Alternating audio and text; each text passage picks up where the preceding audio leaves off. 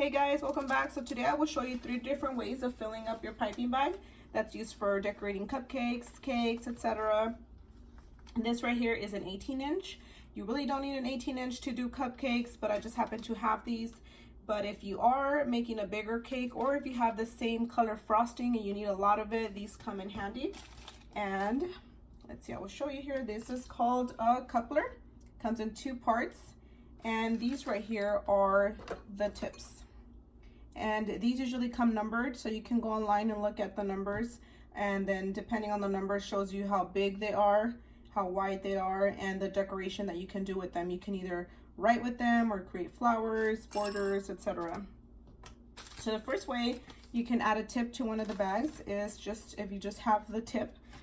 You don't necessarily have to have the coupler, but you just have the tip, right? So all you have to do is insert it in the bag, push it all the way down, and then halfway through the tip here, you can just either draw a line, or you can just dent it with some scissors so you'll know exactly where to cut.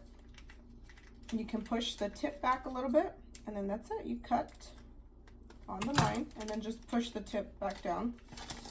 So you have the tip ready, and then you're ready to fill up the bag. So the second way of doing it would be with the coupler. So you use the bigger part of the coupler, and like the tip earlier, we insert it all the way down. And then again, you can either mark where you're going to cut it or the scissors.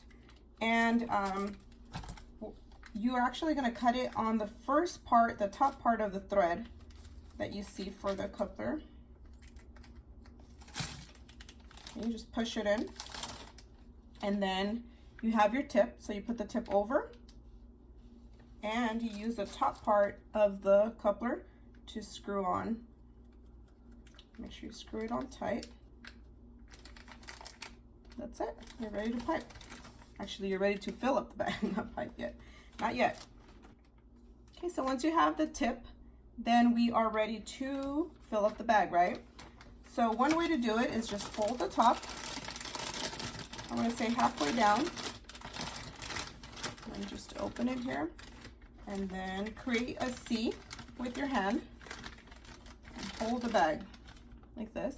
Then you can add the frosting here. Okay, the second way to do it would be with the cup, and I usually prefer this way. It's just easier for me. So this is ready to go, right? So just put it in the cup and just kind of fold it down a little bit, and you can put your hand in there, and it's just easier to also add the frosting here. And so let's go ahead and add the frosting on this one. I was going to use the other one, but let's do that one.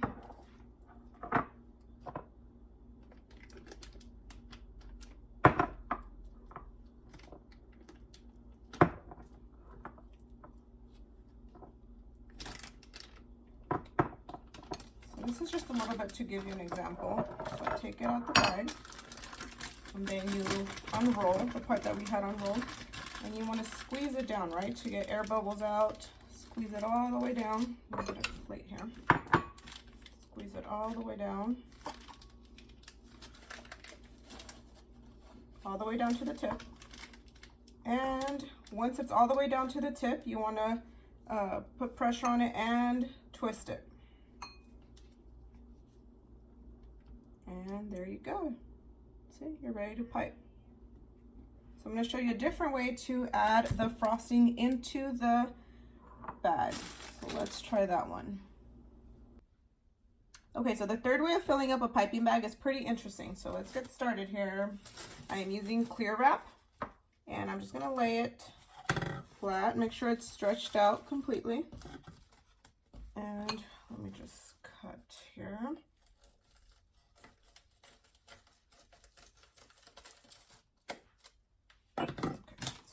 It out again, and I will add the frosting to the middle, right on the middle.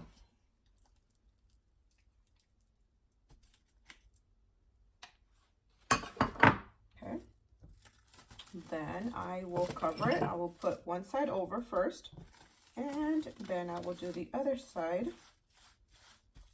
See, it looks like a tamal. You guys know what a tamal is? So anyways, there we go. So once you have this, what do? We swing it. So here we're swinging it, creating almost like a, I know I said tamal earlier, but more like a candy also. You know, it has the ends here. So make sure it's nice and tight. And I'm going to take one of the bags that were already ready to be filled.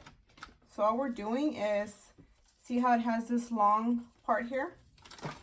We're just going to push it in the bag and have that long piece go in through the tip here and just pull it.